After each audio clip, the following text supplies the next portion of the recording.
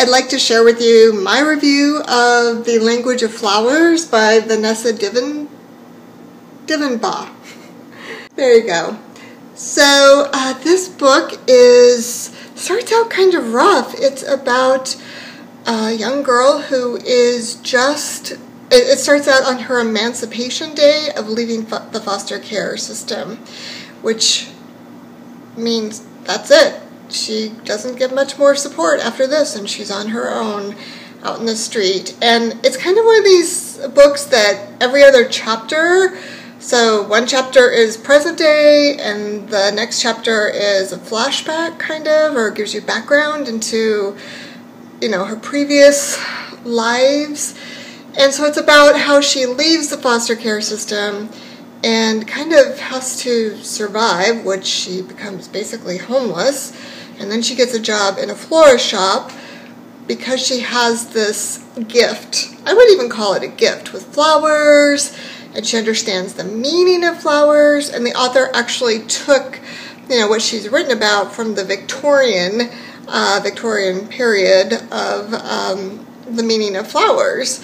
So, and how she helps people with that, and all the challenges of her life, and how then her previous life and relationships, some of them come back into her present day life and dealing with all of those hurdles. It takes place in San Francisco.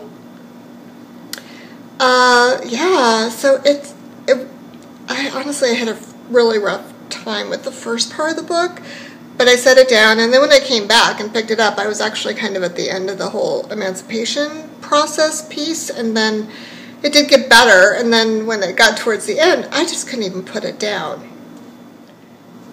At the back of the book, the author does an interview with the editor of Florist magazine, and she asked her what was her inspiration for writing this novel, and she said that she started out wanting to write a book about the foster care system because she had been a foster care parent for many years.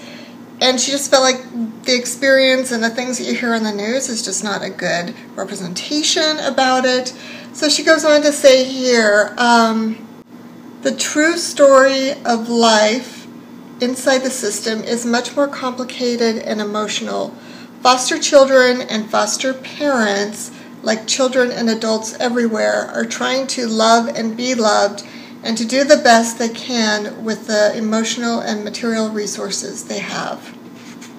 I think that kind of just sums it up right there, what this is about. So anyway, I actually read this book because of a book club that I'm joining today. And so I will put a link below to share with you kind of the experience of this book club, because it's a book club like no other book club. It's a very interesting book club. So today, I live in Tucson, Arizona. We are meeting up at the streetcar. Tucson had a streetcar that went into place just a year ago, actually. A year ago this month. And so we're taking the streetcar downtown to a restaurant that has a garden. So the streetcar represents San Francisco, and the restaurant has a garden. So we're doing relatable things to our book club.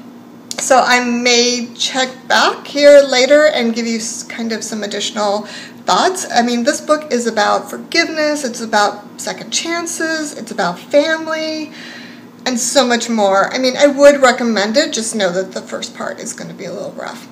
So there you go. Until next time, bye-bye.